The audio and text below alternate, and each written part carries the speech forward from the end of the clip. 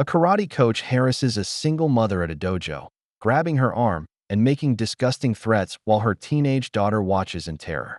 The arrogant instructor thinks he owns the place, humiliating the woman in front of other parents, who are too scared to intervene.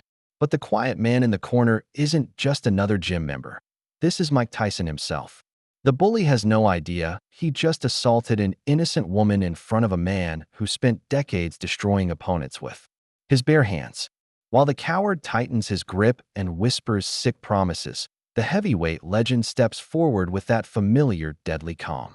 The instructor's steroid-pumped muscles mean nothing to a fighter who knocked out champions in 30 seconds.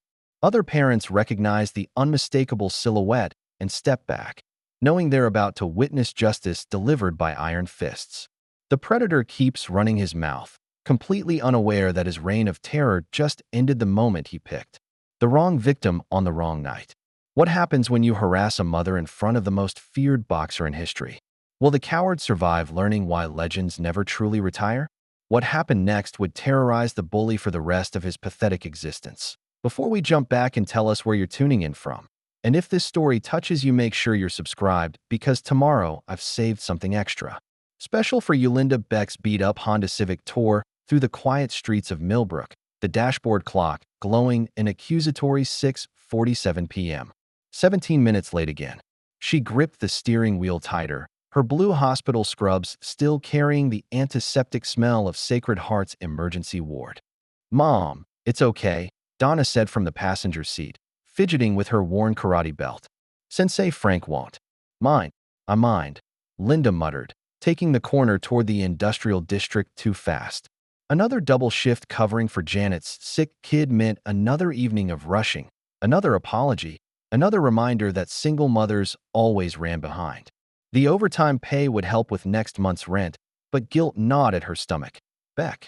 Family Dojo sat in a converted warehouse, its red brick walls faded but dignified.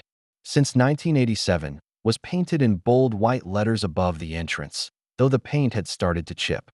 Linda pulled into the gravel parking lot, noting the mix of vehicles, everything from soccer mom SUVs to construction worker pickups. This place drew families from every corner of Millbrook. The heavy glass door chimed as they entered. Warm air hit Linda's face, carrying the familiar scent of floor wax and determination. 20 students in white GIs moved through forms on blue mats, their movements synchronized and respectful. Parents occupied metal folding chairs along the walls, some reading, others watching with quiet pride. Linda, Donna, Frank Martinez emerged from behind the front desk, his weathered face breaking into a genuine smile. At 68, the dojo owner moved with the careful precision of someone fighting more than age. Silver hair topped a lean frame that still suggested strength, though Linda noticed how he winced bending to retrieve Donna's dropped water bottle. "I'm so sorry we're late," Linda began, but Frank waved her off with a calloused hand. "Don't you worry about it. I understand how it is."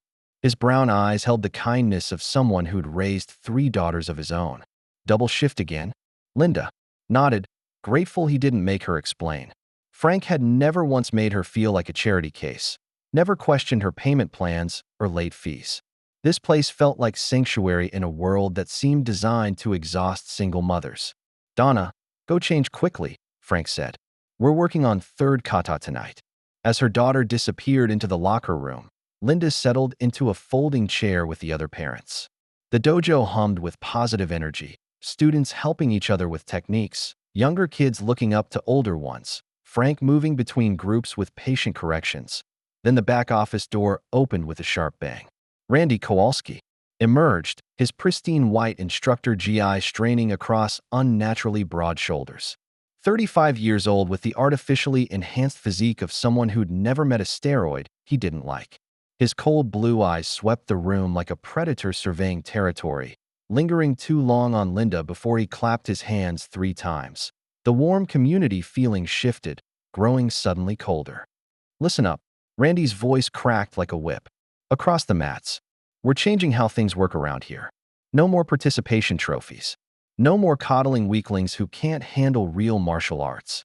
The 20 students lined up with military precision, but Linda noticed several of the younger ones exchanging nervous glances. This wasn't the gentle instruction style Frank had built his reputation on. Something fundamental had shifted in the dojo's atmosphere. Randy's eyes zeroed in on Donna as she emerged from the locker room. "You bet, girl. You're partnering with Marcus tonight." He gestured toward a hulking 19-year-old whose acne-scarred face and dead eyes screamed chemical enhancement. The kid had to weigh twice what Donna did. "Sensei Randy." "Maybe." Frank started to intervene, but Randy cut him off with a raised hand. "Old man, I'm running this class. Students need to learn what real aggression looks like." He turned back to Donna, who stood frozen in her oversized GI. "Can't defend yourself against basic attacks? Then maybe you shouldn't be here wasting everyone's time." Marcus grabbed Donna's wrist and twisted, sending her stumbling across the mat. When she tried to counter with a technique Frank had taught her, Marcus laughed and shoved her hard enough to send her sprawling. "This is why America's going soft," Randy announced to the entire class, his voice carrying across the stunned silence. "Kids today can't even handle a little pressure. In my day, we learned through pain."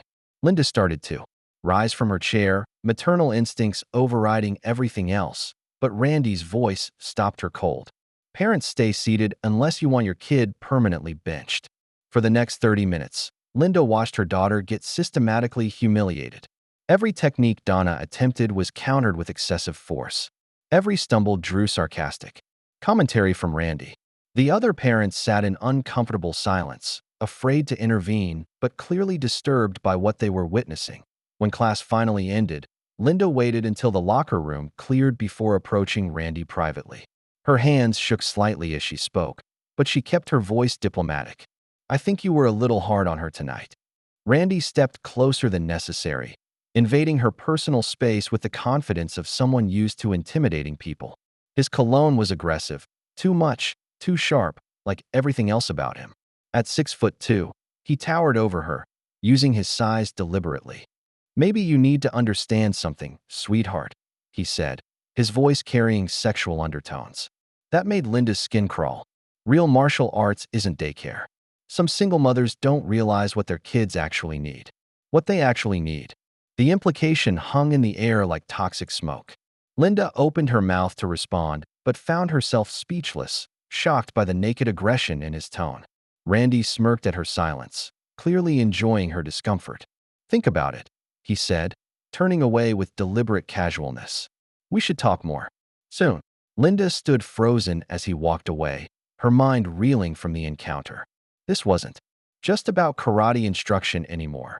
Frank Martinez sat alone in his cluttered office at 11:30 p.m., medical bills spread across his desk under a flickering fluorescent light. The numbers blurred together: chemotherapy, radiation, specialists, medications. Empty prescription bottles lined the windowsill like sentries guarding his dwindling hope. His phone buzzed. Another text from Randy. "Old man, time to retire. I know what's best for this place."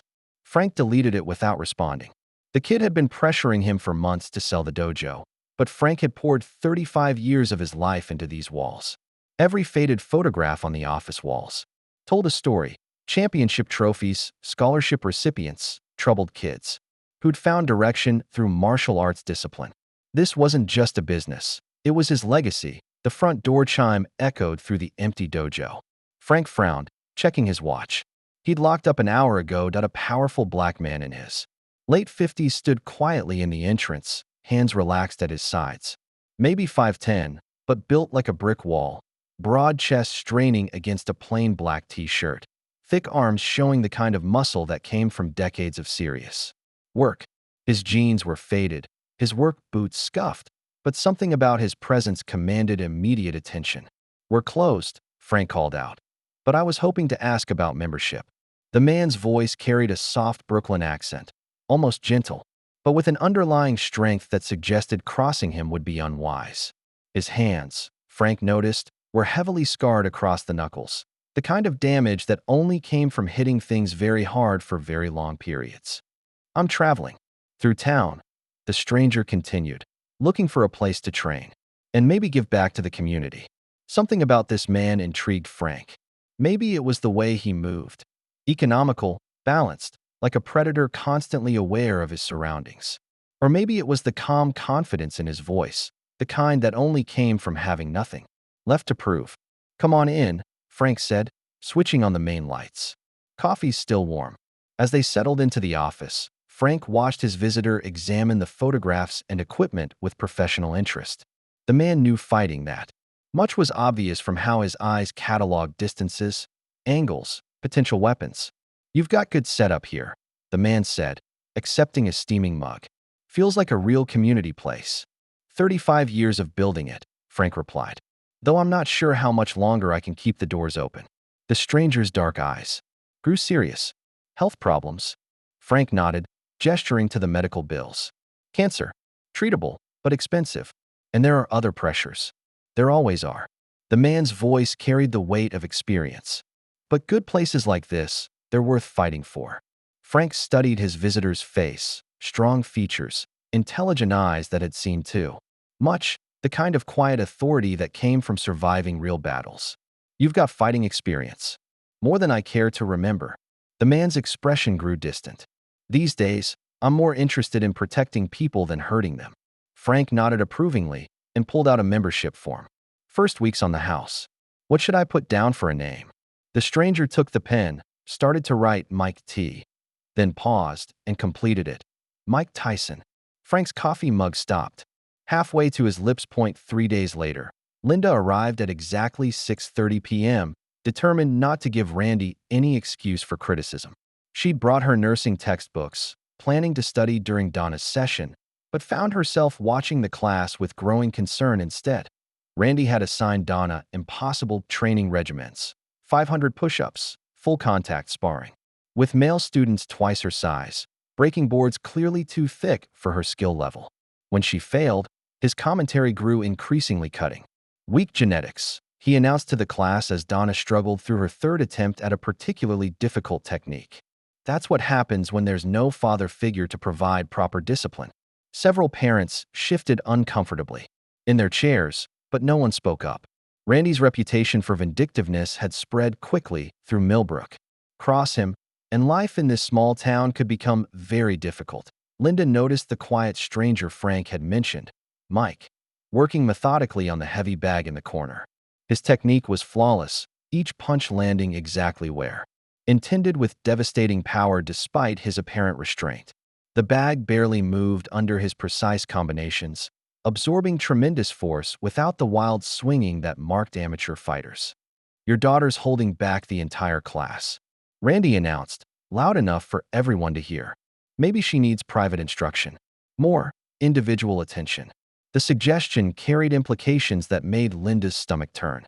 Randy's eyes found hers across the room, his meaning unmistakable. After class, Linda tried to collect Donna quickly and leave, but Randy intercepted them in the parking lot. The other parents had already driven away, leaving them alone under the flickering security light. "We need to have a serious conversation," Randy said, stepping close enough that Linda could smell his aggressive cologne. "About your attitude." "Problem?" "I don't have an attitude problem," Linda replied, trying to keep her voice steady. "I just want my daughter treated fairly." Randy's laugh was harsh and humorless. "Lady, you don't seem to understand how things work around here. This dojo operates on my terms now. Cross me, and you'll find out just how difficult life in this town can become." He grabbed her arm with visible force, his grip tight enough to leave marks. "Let go of me," Linda said firmly, trying to pull away. "Not until we understand each other." Randy's grip tightened, his steroid-enhanced strength making resistance futile. "See, I've been patient with you, but patience has limits." Donna stood frozen beside their car, tears streaming down her face as she watched her mother being threatened. The parking lot felt isolated, dangerous, with no help in sight. Then a voice cut through the tension like a blade.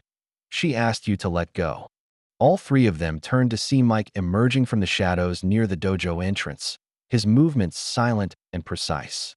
In the dim light, his massive frame looked even more intimidating, and his eyes held a dangerous calm that made Randy's grip falter slightly. "This doesn't concern you, old man," Randy sneered. Though his voice carried less confidence than usual, Mike stopped 3 feet away, close enough to strike, but maintaining non-threatening posture. "Lady said let go. That makes it my concern." The parking lot fell silent except for the hum of the flickering security light overhead. Randy's grip on Linda's arm loosened slightly, but he didn't release her. His steroid-enhanced confidence warred, with a growing sense that he'd bitten off more than he could chew. "You threatening me?" Randy's voice cracked slightly on the last word. "In my dojo?"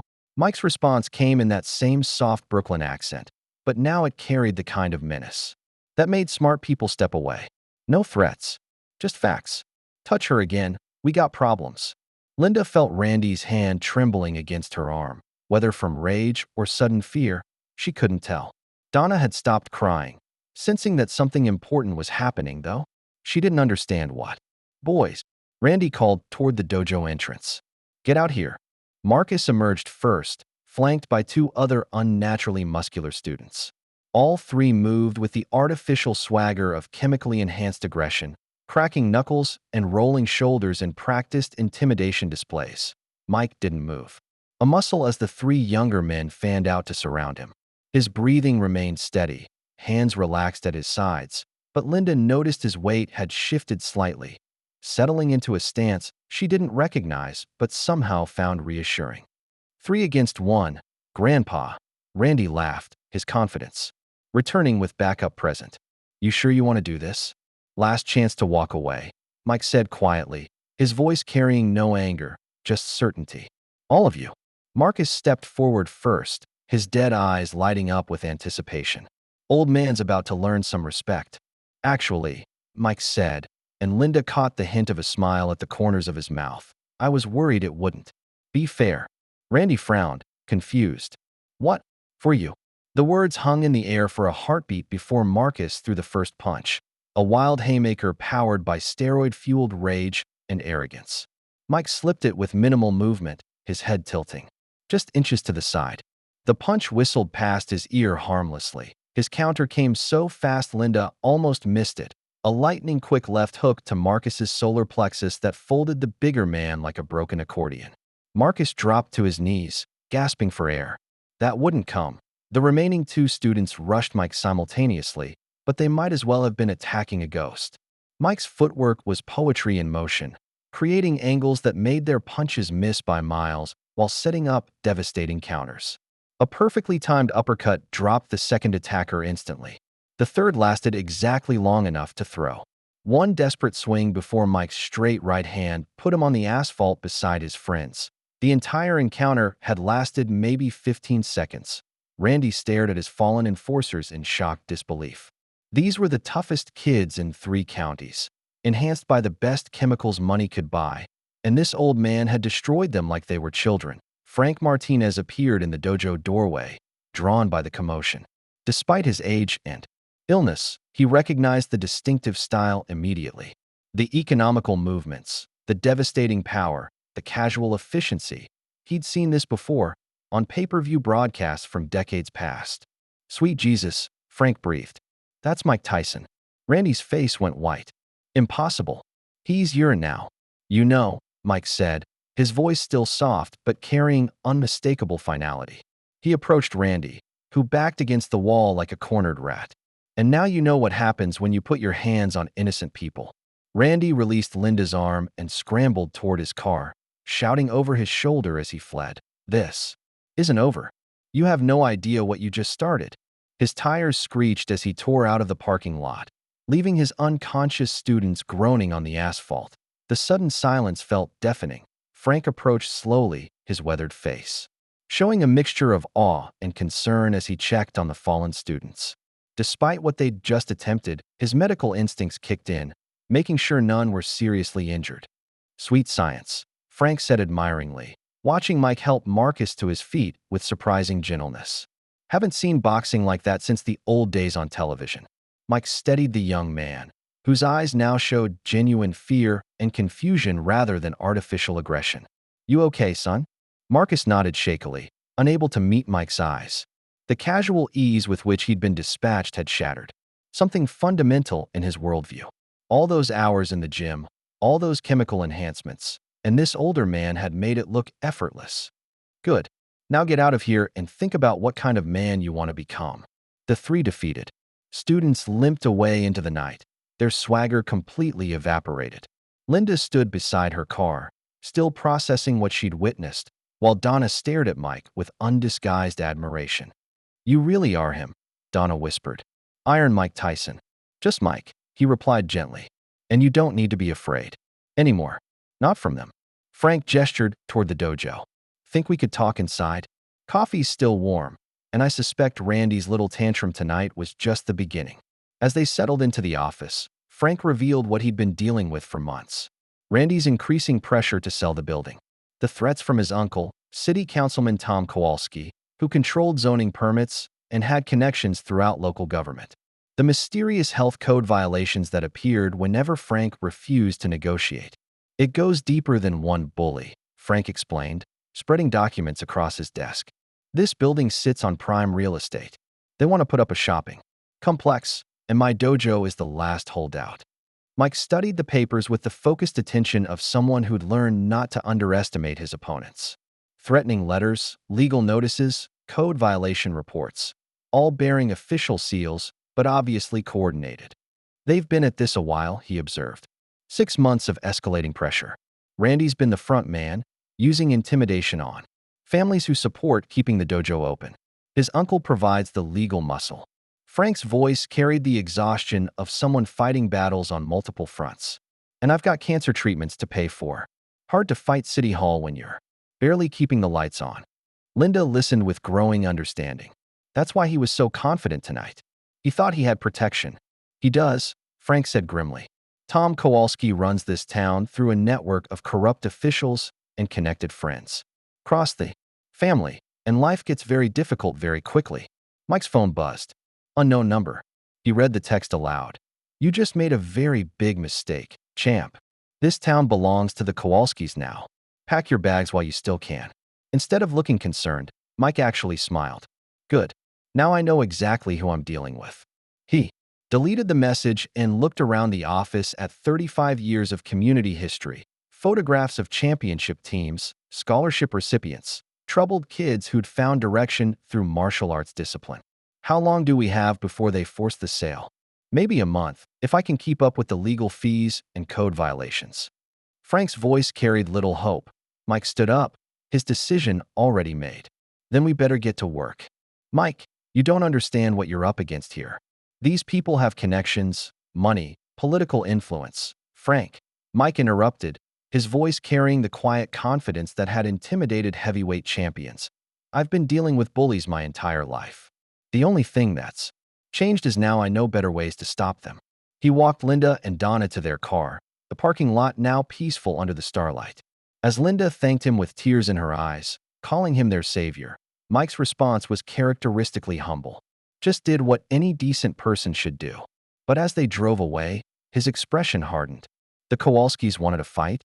After 30 years of learning to control his legendary temper, Mike Tyson had finally found a cause worth unleashing it for. The war for Millbrook's soul was about to begin. Linda's Honda sat in the hospital parking lot during her lunch break the next day, her phone pressed to her ear as Mrs. Peterson's concerned voice filled the car. 3 of Donna's teachers have reported bullying incidents this week, the school counselor explained. Students from that karate school are specifically targeting her. Yesterday, 2 boys cornered her after chemistry class, making threats about what happens to girls who think they're tough. Linda's grip tightened on the phone. "Which students?" "Marcus Webb and his friends. They're claiming Donna started fights at the dojo, that she's been disrespectful to instructors. But the pattern suggests coordinated harassment." After hanging up, Linda sat in the parking lot feeling helpless. Randy's influence was spreading beyond the dojo like poison, turning her daughter's safe spaces into minefields. But they needed the karate classes. Donna had finally started building confidence before Randy took over. That evening's class felt different from the moment they walked in. Randy stood in the center of the mats like a dictator surveying his kingdom, his cold blue eyes fixing immediately on Donna as she emerged from the locker room. Well, he announced loud enough for everyone to hear. "Look who decided to show up despite causing trouble at school." Linda's cheeks burned. He was spreading lies about Donna to justify what came next. "Since you think you're so tough," Randy continued, "let's see how you handle some real training." What followed was systematic humiliation disguised as instruction. Randy demonstrated advanced techniques on Donna with excessive force, each throw harder than necessary, each hold applied with vindictive pressure. When she hit the mat particularly hard and didn't get up immediately, his commentary grew vicious. Maybe karate isn't for everyone, he sneered, standing over her prone form. Especially kids from broken homes where there's no real discipline. The comment drew shocked gasps from several parents. Linda shot to her feet, maternal rage finally overriding fear. That's completely inappropriate. Randy wheeled around, his eyes blazing with artificial fury fueled by chemical enhancement. The room fell dead silent as he stalked toward her, his massive frame blocking out the fluorescent lights. Lady, you're out of line. One more outburst, and you're both banned permanently. His voice carried the absolute authority of someone used to crushing opposition. Maybe if you spent more time teaching respect at home instead of making excuses, your daughter wouldn't be such a disappointment. From the corner, Mike had been methodically working the speed bag with mechanical precision, each impact perfectly timed. Now the rhythmic pounding stopped abruptly. In the sudden silence, everyone turned to see him watching the confrontation with those dark, intelligent eyes. Randy noticed the attention shift, but didn't recognize the danger. Problem, old man. Mike stepped away from the bag, his movements fluid and economical. No problem. Just listening. As class ended and parents began collecting their children, Randy intercepted Linda near the equipment storage. The few remaining families quickly gathered their things and left, sensing trouble brewing. Soon only Mike remained, quietly organizing training gear with Frank. We need to have a serious conversation about your attitude problem, Randy said, cornering Linda against the wall. Let go of me, Linda said firmly as his hand clamped onto her arm with bruising force. Not until we understand each other. Randy's grip tightened, his steroid-enhanced strength making resistance futile. See, I've been patient with you, but patience has limits. Maybe it's time you learned what cooperation looks like. His meaning was crystal clear, and Linda's stomach turned. With revulsion and fear, Donna stood frozen near their gym bags, tears streaming down her face as she watched her mother being threatened. From across the room, Mike's voice cut through the tension like a blade. She asked you to let go. All conversation in the dojo stopped. 20 pairs of eyes focused on the confrontation as Mike walked slowly across the blue mats, his footwork silent and precise despite his substantial weight. Each step carried the kind of controlled power that made spectators unconsciously step back. Randy finally released Linda's arm, leaving angry red marks on her skin, but he stood his ground with the false bravado of someone who'd never faced genuine consequences for his actions. This doesn't concern you, old man, Randy sneered, not recognizing the most famous face in boxing history. His steroid-clouded brain processed only what it wanted to see. An older black man who looked like he might have been tough once upon a time. Stay in your lane. Mike stopped exactly 3 feet away, close enough to strike, but maintaining the non-threatening posture of someone who'd learned to de-escalate situations before they required violence. His hands remained relaxed at his sides, but Linda noticed how his weight had shifted slightly, settling into perfect balance. Lady said let go. That makes it my concern.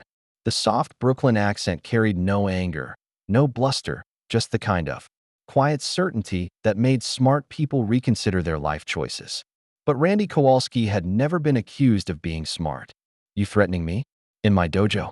Randy's voice cracked slightly, his artificially enhanced confidence warring with a growing sense that something was wrong with this picture. Mike's response came in the same gentle tone, but now it carried undertones that made the hair on Linda's arms stand up.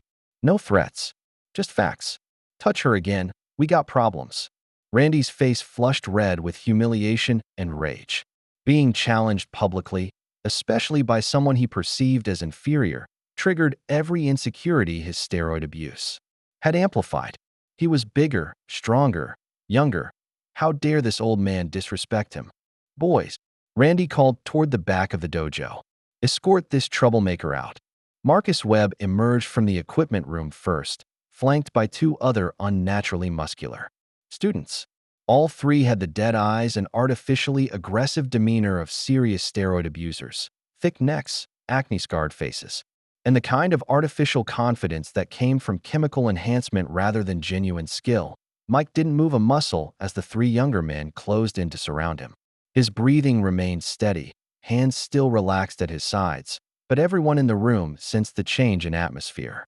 The temperature seemed to drop 10 degrees. Frank Martinez appeared in the office doorway, drawn by the commotion, his weathered face growing pale as he recognized the setup developing on his mats. He'd seen enough violence in Vietnam to know when someone was about to get seriously hurt. 3 against 1, Grandpa. Randy laughed, his confidence returning with overwhelming numerical advantage present. You sure you want to do this? The 3 steroid-enhanced students spread out in a loose triangle, cracking knuckles and rolling shoulders in practiced intimidation displays. Marcus flexed his artificially enlarged biceps, while his companions bounced on their toes like fighters, warming up for battle. Last chance to walk away, Mike said quietly, his voice carrying no anger, just the certainty of someone who'd been here before and knew exactly how it would end. Randy's laughter grew harsh and mocking. Walk away? You just assaulted a martial arts instructor in front of witnesses. The only place you're walking is to a jail cell. Mike's expression didn't change, but Linda caught something in his eyes, the distant look of someone accessing memories from a different lifetime. When he spoke again, his voice carried the hint of a smile. Actually, I was worried it wouldn't be fair. Randy frowned, confused by the response. What? Mike's eyes never left the 3 men surrounding him as he delivered the punchline with casual certainty. For you. Marcus threw the first punch, a wild haymaker powered by steroid-fueled rage and 20-year-old arrogance. The kind of telegraphed, undisciplined swing that looked devastating in movies, but had no chance against someone who'd spent 40 years perfecting the science of violence. Mike slipped the punch with minimal movement, his head tilting just inches to the side. The massive fist whistled past his ear harmlessly while Mike stepped inside Marcus's guard with the fluid precision of a master craftsman. His counterpunch came so fast that most spectators missed it entirely. A lightning-quick left hook to Marcus's solar plexus that folded the bigger man like a broken accordion. Marcus dropped to his knees, gasping for air that wouldn't come, his enhanced muscles suddenly useless against the complete disruption of his breathing. The remaining 2 students rushed Mike simultaneously, but they might as well have been attacking smoke. Mike's footwork was pure poetry, economical movements that created angles his opponents couldn't follow, making their desperate swings miss by miles while setting up devastating counters that a perfectly timed uppercut caught the second attacker flush on the chin, his head snapping back with a sound like a baseball bat hitting leather. He dropped instantly, unconscious before he hit the mat. The 3rd student lasted exactly long enough to throw one wild, desperate swing before Mike's straight right hand. The same punch that had ended championship fights in Madison Square Garden put him on the canvas beside his friends. The entire encounter had lasted maybe 15 seconds. Randy stared at his fallen enforcers in shocked disbelief, his mind refusing to process what he'd just witnessed. These were the toughest kids in 3 counties, enhanced by the best chemicals his uncle's money could buy, trained in multiple fighting disciplines. And this old man had destroyed them like they were children playing dress-up. Frank Martinez stood in the doorway, his combat veteran's eye immediately recognizing what others might miss. The economical movements, the devastating precision, the casual efficiency of someone who'd perfected violence as an art form. He'd seen this style before, on grainy pay-per-view broadcasts from decades past. Sweet Jesus, Frank breathed, his voice carrying across the stunned silence. That's Mike Tyson. The name hit Randy like a physical blow. Impossible. Mike Tyson was. He was old, retired, finished. This couldn't be happening. Not here, not now, not to him. Impossible, Randy whispered, backing against the mirrored wall. He's. Mike approached slowly, his footwork still perfect, hands relaxed but ready. In the fluorescent light, his face carried the same calm expression he'd worn walking to the ring at Caesar's palace. That mixture of focused intensity and deadly certainty that had terrorized a generation of heavyweight contenders. Now you know, Mike said, his voice still soft but carrying unmistakable finality. And now you know what happens when you put your hands on innocent people. Randy's steroid-enhanced bravado crumbled completely as the reality of his situation crashed down. He'd just threatened a mother and daughter in front of the most feared fighter in boxing history. Every childhood memory of watching Mike Tyson destroy opponents in 30 seconds came flooding back, and suddenly Randy understood exactly how outmatched he was. Please, I didn't know who you were, Randy stammered, his voice cracking like a frightened teenager's. That's not why this happened, Mike replied, still advancing with that methodical precision. This happened because you're a bully who hurts innocent people. Being famous don't change right from wrong. Randy scrambled toward the exit, his tough guy persona completely evaporated. This isn't over. You have no idea what you just started. His voice echoed through the dojo as he fled, leaving his unconscious students groaning on the mats and his reputation in ruins. The sound of screeching tires marked his final retreat into the night. The sudden silence felt deafening. Frank approached Mike with the careful respect of someone who'd just witnessed a master class in controlled violence. Despite his age and illness, his military training kicked in as he checked on the fallen students, making sure none were seriously injured. Sweet science, Frank said admiringly, watching Mike help Marcus to his feet with surprising gentleness. Haven't seen boxing like that since the championship days. Pure artistry. Mike steadied the young man, whose eyes now showed genuine fear and confusion rather than artificial aggression.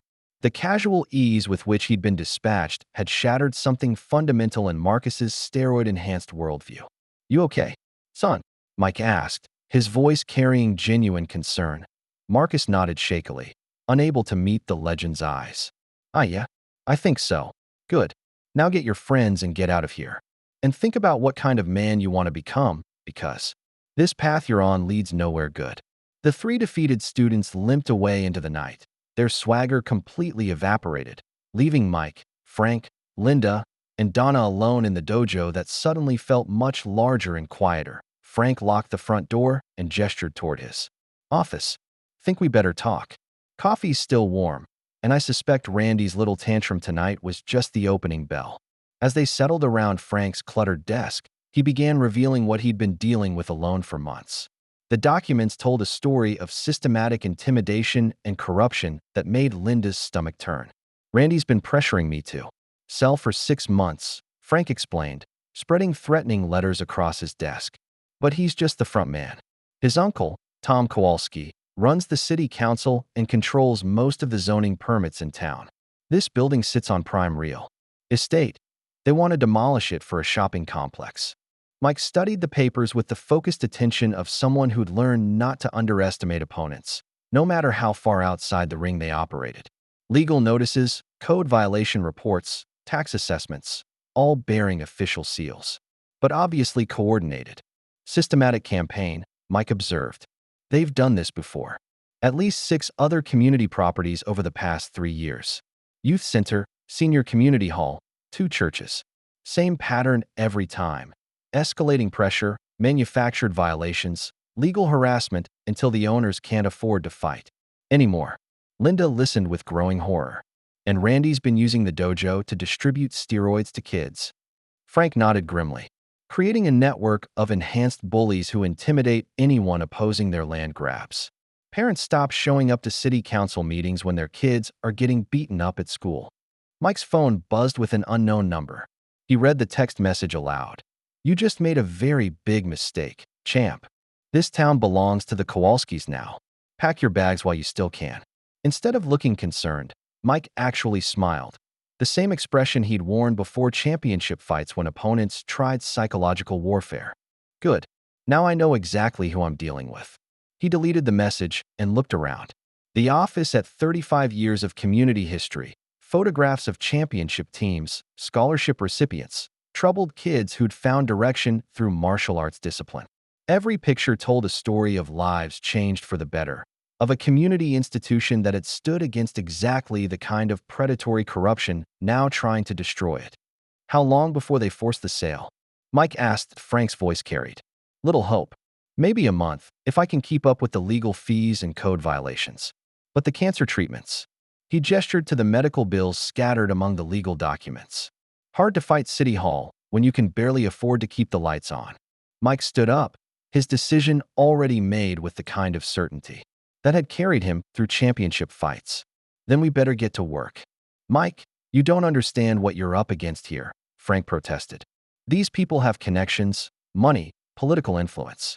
They can make your life hell. Mike's response carried the quiet confidence that had intimidated heavyweight champions and commanded respect in the world's most violent arenas. Frank, I've been dealing with bullies my entire life. The only thing that's changed is now I know better ways to stop them. As he walked Linda and Donna to their car, the parking lot peaceful now under the starlight, Linda thanked him with tears streaming down her cheeks. You probably saved our lives tonight. Mike's response was characteristically humble. Just did what any decent person should do. But as they drove away, his expression hardened into the focused intensity that had made him the most feared man in boxing. He looked back at the dojo, Frank's life work, the community's safe haven, a place where kids learned discipline and respect instead of violence and intimidation. The Kowalskis wanted a war? After 30 years of learning to control his legendary temper, Mike Tyson had finally found a cause worth unleashing it for. His phone buzzed again with another threat, but he deleted it without reading and walked back toward the dojo. Frank was waiting in the doorway, and they had plans to make. The real fight was just beginning. The next morning, Randy sat in the plush office of his uncle, City Councilman Tom Kowalski, nursing a split lip and damaged ego. Tom's office screamed political power, mahogany desk, leather chairs, and walls covered with photographs of him shaking hands with governors, senators, and men in expensive suits whose faces suggested they preferred staying out of newspapers. The T-52, Tom had the soft, heavy build of someone who wielded power through others rather than personal strength. His graying hair was slicked back with expensive pomade, gold rings decorated thick fingers, and his custom suit probably cost more than most people made in a month. So let me understand this correctly, Tom said, lighting a Cuban cigar despite the no-smoking signs throughout the municipal building. You got your ass handed to you by some drifter, and now you want me to clean up your mess. Randy's face flushed red. Uncle Tom, this isn't just some drifter. It's Mike Tyson, the real deal. Tom's eyebrows rose slightly. The boxer? Thought he was washed up years ago. Apparently not washed up enough. He took out Marcus and the other boys like they were children. Made it look easy. Tom leaned back in his leather chair, calculating. The Kowalski family had built their power through careful intimidation and corruption, but they'd never faced opposition from someone with genuine celebrity status and fighting skills. Doesn't matter who he is, Tom said finally. This is my town, and I didn't build this operation by backing down from washed-up athletes. He pulled out a thick manila folder marked Millbrook Revitalization Project and spread the contents across his desk. Architectural drawings, zoning maps, financial projections, and photographs of 6 different properties throughout the town. Beck Family Dojo is just one piece of a much larger puzzle, Tom explained. When we're finished, downtown Millbrook will be completely rebuilt. Shopping complex, high-end condos, chain restaurants. Property values will triple, tax revenue will quadruple, and certain families will become very wealthy. Randy studied the documents with growing understanding. The other community centers, all gone. Youth center, senior hall, 2 churches, community garden.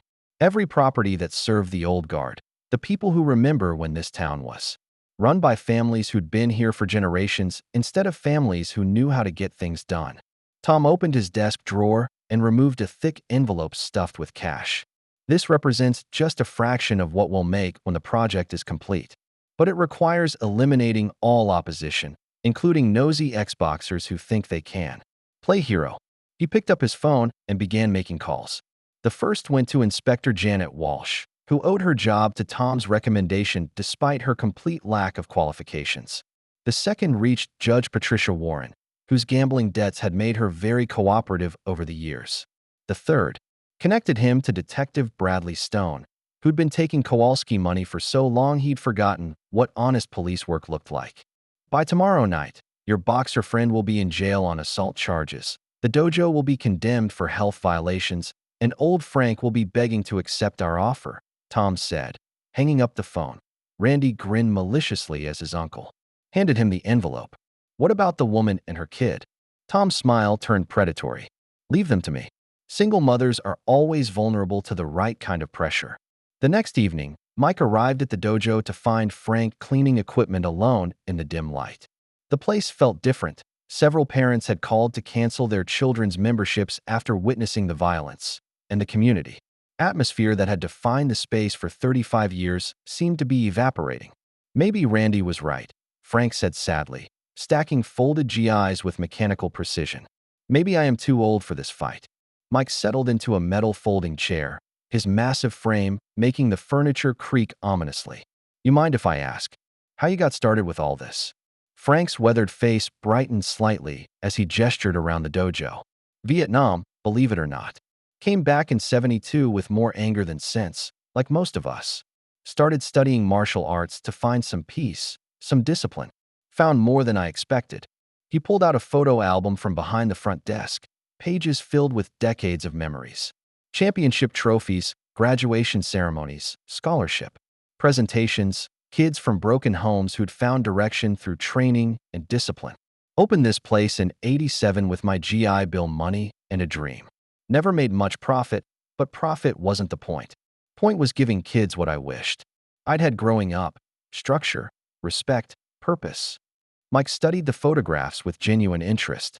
Every page told stories of transformation. Troubled teenagers becoming confident young adults, shy children finding their voices, families brought together through shared commitment to growth and improvement. What about you? Frank asked. What brings a legend like Mike Tyson to a small town like Millbrook? For a moment, Mike's expression grew distant, accessing memories that still carried pain despite the years. Brooklyn, he said simply. Brownsville, specifically.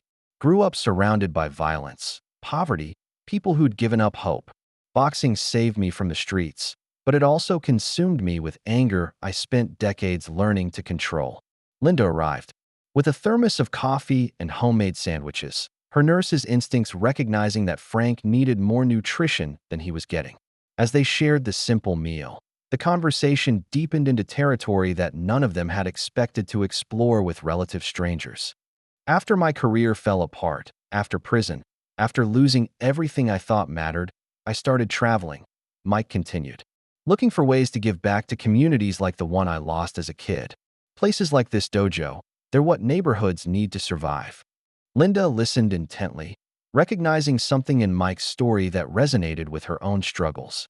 It's not easy starting over, she said quietly, especially when you feel like you've failed the people counting on you. Tell me about it, Mike replied, his voice carrying genuine understanding.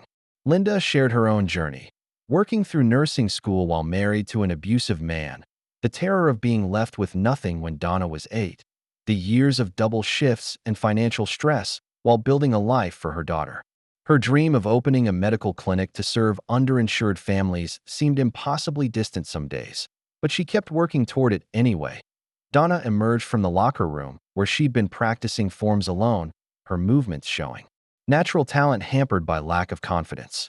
Mike noticed immediately. Mind if I show you something? He asked gently, approaching with his hands visible and non-threatening. For the next 20 minutes, Mike demonstrated proper stance and breathing techniques with the patience of a born teacher. His massive hands guided Donna's movements with surprising tenderness, correcting her form while building her confidence. Fighting isn't about anger, he told her, his voice carrying decades of hard-earned wisdom. It's about protecting what you love. The anger comes and goes, but love, that's what makes you truly dangerous to people who want to hurt others. Linda watched with tears in her eyes as her daughter smiled genuinely for the first time in weeks. In Mike's presence, Donna wasn't the scared victim of Randy's bullying. She was a student learning from a master, a young woman discovering her own potential for strength. As they prepared to leave, Frank pulled Mike aside.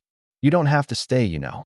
Tom Kowalski's going to make life hell for anyone who opposes him, and you've got no obligation to this place. Mike looked around the dojo one more time, at the faded photographs, the worn equipment, the mats where generations of kids had learned discipline and respect. When he spoke, his voice carried the certainty of someone who'd finally found his purpose. Frank, I've been running from fights my whole life, one way or another. Tom, I stopped running and started protecting what matters. At 2 a.m., Mike lay awake in his motel room, staring at the water-stained ceiling while his mind processed the day's events. Sleep had never come easily since his boxing days. Too many years of hypervigilance. Too many enemies made along the way. He dressed quietly and stepped into the cool night air, needing to walk and think. Small towns like Millbrook usually felt peaceful at this hour, but something drew him toward the industrial district where the dojo sat in darkness. As he approached Beck Family Dojo, Mike noticed lights flickering in the back rooms, the storage areas Frank used for equipment and supplies. His street instincts, honed during a Brooklyn childhood surrounded by criminals and con artists, immediately raised red flags. Using skills learned during his troubled youth, Mike approached the building.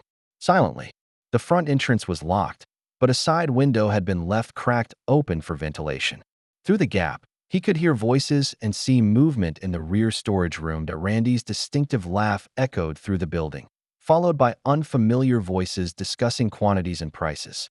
Mike positioned himself where he could observe, without being detected, his phone ready to document whatever illegal activity was taking place. What he witnessed made his blood run cold. Randy and three men unloaded boxes from a van marked Kowalski Construction, each container filled with bottles, syringes, and pharmaceutical packaging. Hundreds of doses of steroids, growth hormones, and other performance-enhancing drugs that had no business being anywhere near teenagers. Next week's delivery is double this, Randy was saying to a heavy-set man with prison tattoos covering his neck. We've got customers in 3 counties now, and the high school football season starts soon. Mike photographed everything: faces, license plates, drug containers, money changing hands. The scope of the operation was staggering. Randy wasn't just supplying his own students.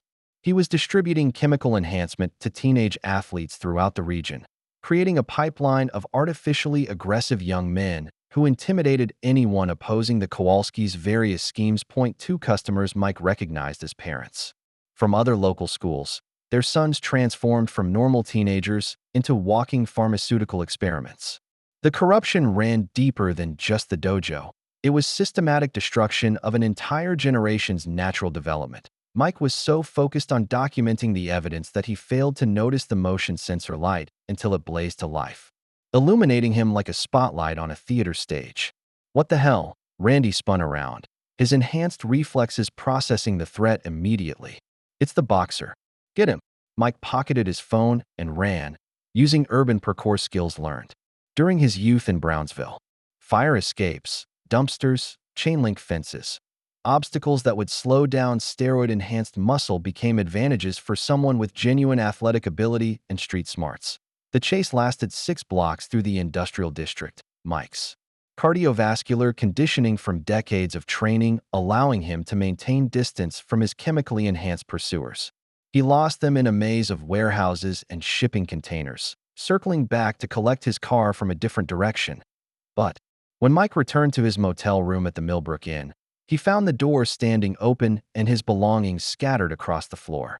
Clothes had been slashed with knives, his shaving kit smashed against the bathroom wall, even his pillow gutted with its stuffing spread like snow across the cheap carpet. A note lay on his bed, written in Randy's distinctive handwriting. Last warning: leave town in 24 hours or join your friend Frank in the hospital. Mike photographed the destruction methodically, then sat on the edge of the ruined bed and made a phone call to an old contact in New York, a lawyer who'd helped him navigate legal troubles during his darker years and owed him several favors. Yeah, it's Mike. I need help. Legal stuff. Small-town corruption, drug distribution, intimidation campaign. Can you send someone I can trust? The response was immediate and reassuring. Help was already on the way. Mike deleted another threatening text without reading it and began repacking his damaged belongings. The Kowalskis had made a critical mistake. They'd escalated from intimidation to criminal activity, giving him legal grounds to fight back through proper channels. But they'd also threatened Frank directly, and that changed everything. Mike Tyson had spent 30 years learning to control his legendary temper, but some lines couldn't be crossed without consequences. Frank Martinez arrived at the dojo the next morning to find 3 city vehicles parked outside and a cluster of officials with clipboards and measuring devices examining his building like vultures circling carrion. Inspector Janet Walsh led the team, a nervous woman in her 40s who clearly wished she was anywhere else. Her hands shook slightly as she approached Frank with a folder thick enough to choke a horse. Routine safety inspection, she said apologetically, unable to meet his eyes. City Council ordered comprehensive review of all public gathering spaces. Frank knew immediately that this was no routine inspection. Janet had been Randy's high school girlfriend 20 years ago, and her sudden promotion to head building inspector had coincided suspiciously with Tom Kowalski's election to city council. The inspection team spread through the dojo like an occupying army, documenting violations that seemed to materialize out of thin air. Electrical problems that hadn't existed yesterday suddenly required expensive rewiring. Fire code violations appeared for capacity limits that had never been enforced before. Structural issues with matte flooring that had passed inspection just 6 months earlier were now deemed dangerous to public safety. "This is ridiculous," Frank protested as one inspector measured the distance between exit signs with theatrical precision. "I've been following every regulation for 35 years. Janet's response was delivered with the dead tone of someone reading from a script. "Building codes change, Mr. Martinez. What was acceptable in the past may not meet current safety standards." Each violation carried heavy fines and mandatory repairs. The electrical work alone would cost $15,000. The fire safety updates another $12,000. The structural improvements for the flooring $23,000 more. Frank's heart sank as he calculated the total. Over $50,000 in required fixes, due within 30 days or face immediate closure. While the inspection circus continued at the dojo, Randy was making rounds through Millbrook like a politician running for office, spreading carefully crafted lies about Mike to anyone who would listen at T. Murphy's diner. He cornered Mrs. Henderson over coffee and Danish pastries. "That drifter is dangerous," he said with practiced sincerity. "Ex-convict with violent tendencies. Probably dealing drugs. Why else would he be hanging around our kids?" The story grew more elaborate with each telling. By noon, Mike had transformed. From traveling boxer to wanted fugitive, from community helper to predatory criminal targeting local families. Randy's reputation as a martial arts instructor lent credibility to his warnings, and fear spread through town like wildfire. Linda felt the pressure immediately at Sacred Heart Hospital. Her supervisor, Dr. Margaret Collins, called her into the office with an uncomfortable expression. "Linda, there have been some concerns raised about your association with unsavory elements in the community." "I'm sorry, what?" Linda's stomach dropped as she realized the scope of Randy's character assassination campaign. "This Mike Tyson individual you've been seen with. There are reports that he's been involved in violent incidents, possibly criminal activity. The hospital board is concerned about staff members who might compromise our reputation." Linda fought to keep her voice steady. "Dr. Collins, Mike Tyson is a retired boxer who helped protect my daughter and me from harassment. He's done nothing wrong. Nevertheless, the board feels it would be best if you maintain some distance from controversial figures. For everyone's sake." The message was clear: abandon Mike or face job consequences. In a small town like Millbrook, losing her position at the only major hospital would mean financial ruin and the end of her dreams for Donna's future. Meanwhile, Mike sat in Frank's office, studying the obviously fraudulent inspection reports. While Frank slumped in his chair like a man facing inevitable defeat. $50,000, Frank said quietly, his voice carrying the exhaustion of someone fighting battles on multiple fronts. "Even if I mortgaged my house, sold everything I own, I couldn't raise that kind of money. Not with the medical bills." Mike examined each violation report carefully, his street-smart intelligence immediately recognizing the patterns of corruption he'd seen throughout his life. The timing was too convenient, the violations too numerous, the requirements too expensive to be coincidental. "They win," Frank continued, gesturing helplessly at the papers that would destroy his life's work. 35 years of building this place, and it ends with bureaucratic terrorism." Mike looked up from the reports, his dark eyes carrying the focused intensity that had intimidated heavyweight champions. "Frank, nobody wins until the final bell rings. And we're nowhere near the final bell yet." But even as he spoke the words of encouragement, Mike could feel the walls closing in. The Kowalskis had moved faster and more comprehensively than he'd expected, using legal weapons and social pressure to isolate their opposition before applying the knockout punch. The war for Millbrook's soul was escalating, and the good guys were losing ground fast. The next day at Millbrook High School, Donna Beck sat alone at her usual corner table in the cafeteria, picking at a peanut butter sandwich while trying to ignore the whispered conversations around her. Word had spread quickly about the confrontation at the dojo, and she could feel eyes following her wherever she went. Marcus Webb approached with two other steroid-enhanced students flanking him like bodyguards. Despite the beating Mike had given him, Marcus still carried himself with artificial swagger, his chemically enlarged muscles straining against his leather jacket. Well, Marcus sneered, loud enough for surrounding tables to hear. Look who thinks she's tough now that she's got a bodyguard. Donna looked up calmly, remembering Mike's lessons about breathing and centering herself. The old Donna would have cowered, would have tried to make herself invisible until the threat passed. But something fundamental had changed in her during those 20 minutes of training with a legend. I don't need a bodyguard to handle bullies, she said, her voice carrying across the suddenly quiet cafeteria. Marcus's face flushed red with humiliation. Being challenged publicly by a 16-year-old girl in front of his crew was the kind of disrespect that required immediate correction in his steroid-addled worldview. You little bitch, he snarled, grabbing her wrist and yanking her to her feet. Time someone taught you some respect. But Donna had been paying attention during her karate training, absorbing technique even while Randy tried to break her confidence. As Marcus pulled her forward, she used his own momentum against him, stepping into a perfect defensive redirect that sent him stumbling into the lunch table behind him. The cafeteria erupted in shocked laughter and excited chatter. Marcus Webb, the star linebacker who'd been terrorizing underclassmen for 3 years, had just been embarrassed by a girl half his size. Marcus's rage exploded beyond all reason.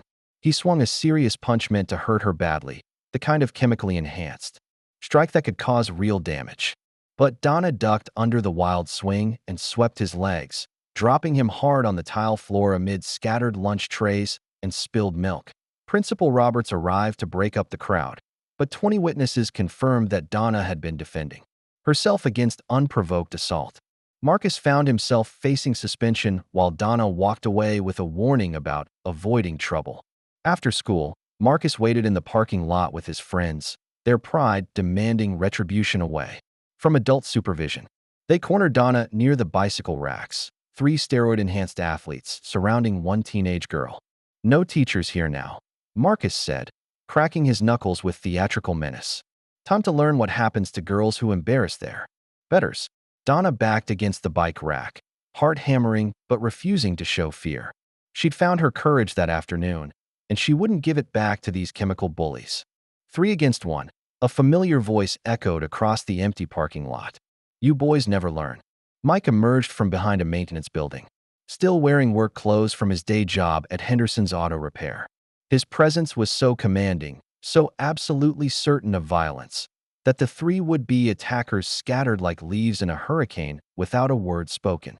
Donna ran to Mike and hugged him gratefully, calling him Uncle Mike for the first time. In that moment, she understood what real protection felt like, not the artificial aggression of chemical enhancement, but the quiet certainty of someone who would always stand between her and harm. 2 days later, Mike was working under the hood of a pickup truck at Henderson's Auto Repair when 3 police cars surrounded the garage with unnecessary drama. Officer Bradley Stone led the arrest team, his heavy-set frame squeezed into a uniform that had fit better before years of taking Kowalski money had paid for too many restaurant meals. Mike Tyson, you're under arrest for assault and battery, Stone announced with theatrical authority, his hand resting on his service weapon despite Mike's complete cooperation. Mike slowly wiped his hands on a shop rag, unsurprised by the development.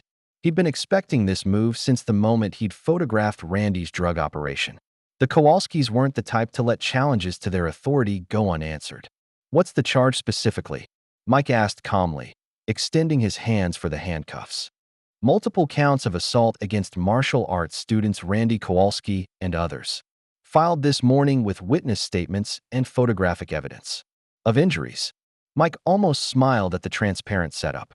Randy had coached his story perfectly, transforming his failed intimidation attempt into a victim narrative that painted Mike as an unstable vagrant who'd attacked innocent students without provocation. Yes, they led him away in handcuffs. Mike caught sight of local news reporter Jennifer Walsh setting up her camera. Randy stood beside her, his face showing carefully practiced concern as he gave an interview about the dangerous drifter who infiltrated our community center. This man targeted children and their families. Randy told the camera with Oscar-worthy sincerity. Thank God no one was seriously hurt before law enforcement could intervene. The charges were expertly crafted, serious enough to justify holding Mike without bail, vague enough to be difficult to disprove immediately. Randy's uncle had used his network of corrupt officials to ensure Mike would be painted as a flight risk, an unstable outsider who posed a continuing threat to community safety. From his jail cell, Mike watched through barred windows as Randy arrived at the dojo with a moving truck and crew of workers. Frank was nowhere to be seen, probably at the hospital for another round of chemotherapy, too weak to resist the takeover happening in real time. Randy directed workers to remove Frank's personal photographs and trophies, erasing 35 years of community history in preparation for transformation into something entirely different. The warm, welcoming space where families had gathered for generations would become a breeding ground for chemical enhancement and systematic intimidation. Mike's phone call to his New York lawyer had been monitored and restricted, his ability to organize legal defense deliberately hampered by bureaucratic obstacles. Tom Kowalski had orchestrated this trap with the precision of someone who'd corrupted small-town legal systems before that evening fell. Mike heard Randy's voice echoing across the parking lot as he addressed parents picking up their children. I want to assure everyone that we're now safe from violent outside influences, Randy announced with false humility. This dojo will return to its proper mission of teaching discipline and respect without interference from unstable individuals who threaten our children's safety. Several parents applauded, convinced by the propaganda campaign that Mike had been a dangerous predator rather than their protector. Fear was a powerful weapon, and Randy wielded it with the skill of someone who'd learned from masters of manipulation. Mike gripped the bars of his cell and watched his enemies celebrate their victory. But champions weren't made by avoiding adversity, they were forged by fighting through it. This was just another round in a longer fight, and Mike Tyson had never been knocked out by the first punch. The war was far from over. With Mike in jail and Frank too weak from chemotherapy to resist, Randy's transformation of the dojo began immediately. The warm community atmosphere that had defined the space for 35 years evaporated like morning mist, replaced by something cold and predatory. Randy stood in the center of the mats, now cleared of Frank's personal touches and community memorabilia, addressing a dozen parents who'd brought their children for what they assumed would be normal evening classes. I know this transition has been difficult, Randy said with practiced sincerity, but we're finally safe from violent outside influences that threatened our children's well-being. His new policies were announced with military precision. Membership fees doubled immediately, a necessary increase to maintain proper security and instruction standards. Students who couldn't keep up with aggressive new training regimens would be expelled without refunds.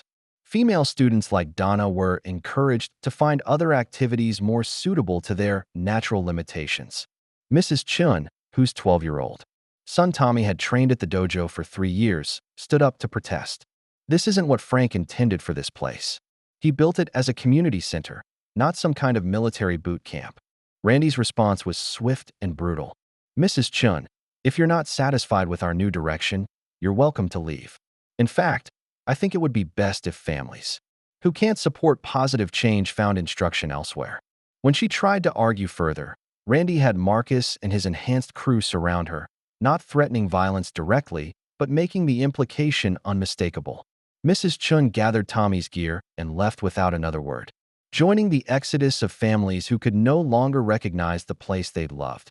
Within a week, the dojo's membership had been winnowed down to only the most aggressive students, mostly teenage boys enhanced by Randy's chemical supplements, plus their parents who either supported the new direction or were too intimidated to object. The atmosphere transformed from nurturing community space to testosterone-fueled fight club. Beginners were hazed mercilessly until they quit or submitted to Randy's authority completely. Advanced students competed to demonstrate the most brutal techniques, rewarded for showing no mercy to weaker opponents. Traditional martial arts philosophy, discipline, respect, protection of the innocent, was replaced by social Darwinist ideology that celebrated the strong dominating the weak.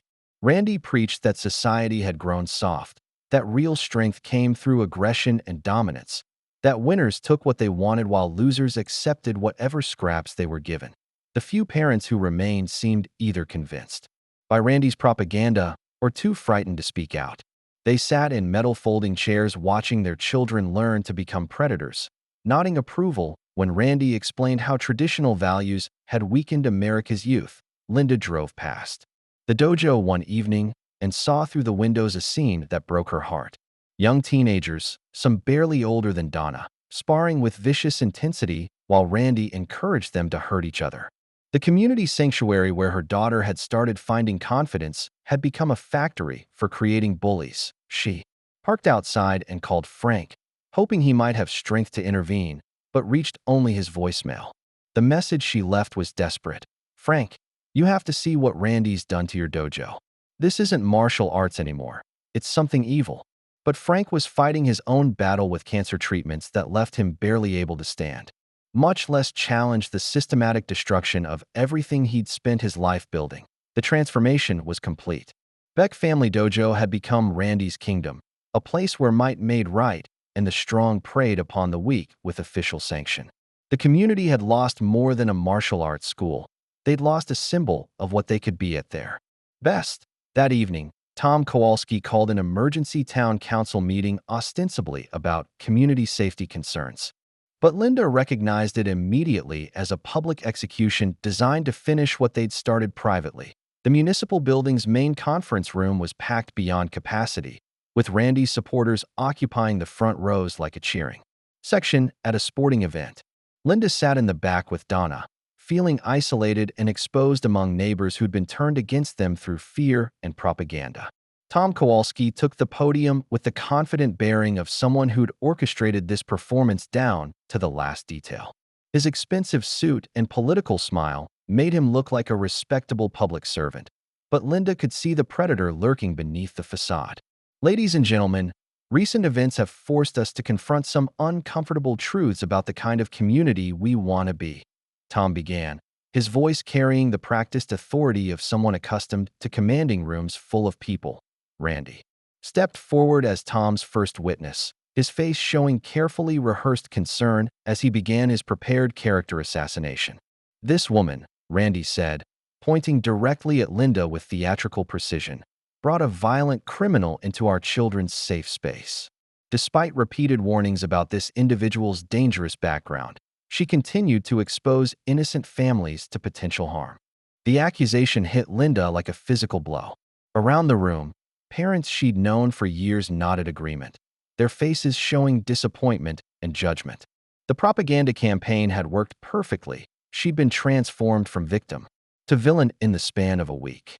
Furthermore, Randy continued, building to his devastating conclusion, "This incident highlights a larger problem in our community. Single mothers like Ms. Beck, despite their good intentions, often lack the judgment and authority necessary to raise properly disciplined children." The words hung in the air like poison gas. Linda felt her face burning with humiliation as neighbors, who'd once treated her with respect, now looked at her with suspicion and disdain. Children from broken homes, without proper male authority figures, become either victims or predators, Randy proclaimed. They disrupt classroom environments, require disproportionate attention from instructors, and ultimately hold back students from stable, traditional families. Tom Kowalski nodded approvingly as Randy delivered the coup de grace. "Effective immediately, our youth programs will operate under proper male supervision. Single mothers have demonstrated they cannot be trusted to make appropriate decisions about their children's safety and development." Linda tried to stand, to defend herself against the coordinated attack, but her voice cracked with emotion and the words wouldn't come. Around the room, she saw the faces of people she'd worked with, served as a nurse, helped during their own difficult times, and they were all looking at her like she was something shameful that needed to be removed from their community. The meeting concluded with Tom Kowalski's announcement that Randy would oversee expanded youth programming throughout Millbrook, bringing proper discipline and traditional values to community spaces that had been corrupted by misguided liberal policies. Linda fled the building with tears streaming down her cheeks, Donna chasing after her into the parking lot. They sat in their Honda while Linda sobbed uncontrollably, feeling completely defeated. Maybe they're right, Linda whispered, her voice broken by despair. Maybe I am a terrible mother. Maybe I can't protect you from anything. Donna held her mother tightly, both of them crying as Randy's triumphant laughter echoed from the municipal building behind them. Through the conference room windows, they could see him accepting congratulations from supporters who believed they'd just witnessed justice being served. From his jail cell across town, Mike stared at the courthouse lights in the distance, his fists clenched with helpless rage as he realized how completely they'd been outmaneuvered. The Kowalskis had used legal weapons, social pressure, and systematic character assassination to destroy everyone who'd opposed them. But champions weren't made by winning easy fights. They were forged in moments like this, when defeat seemed certain and hope seemed lost. Mike had been counted out before, and he'd always found a way to get back up. The final bell hadn't rung yet. 3 days after the devastating town council meeting, Donna sat in Frank's hospital room at Sacred Heart, watching the old warrior receive chemotherapy through and for drip. Despite his physical weakness, Frank's eyes burned with determination as she showed him the cell phone video she'd secretly recorded 2 nights earlier. The footage was damning. Clear images of Randy and 3 men unloading boxes of steroids and syringes from a Kowalski construction van, money changing hands, discussions of distribution to high school athletes across 3 counties. Donna had risked everything to get this evidence, sneaking out after midnight to document the criminal enterprise that was poisoning her generation. "This is exactly what we needed," Frank said, his voice weak but resolute. "But video evidence won't be enough by itself. We need to show the bigger picture." Frank revealed that he'd been quietly organizing resistance through his network of veteran friends, former Marines, Army Rangers, and police officers who owed him favors from decades of community service.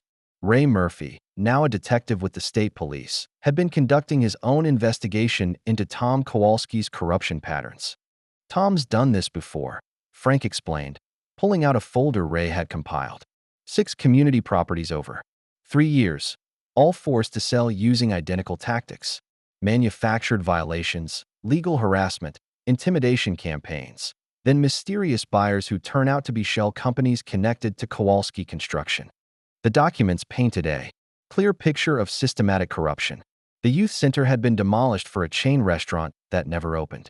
The senior community hall became a parking lot for a shopping center that generated huge profits for politically connected developers. 2 churches had been forced out through tax assessments that bankrupted their congregations. Every time, Randy served as the front man, using enhanced teenagers to intimidate opposition while his uncle provided legal and political cover, Frank continued. "They've stolen millions from this community while destroying institutions that took generations to build." Donna studied the paperwork with growing understanding. "And my video proves they're using drugs to create their army of bullies." "Exactly. But we need more than evidence. We need courage.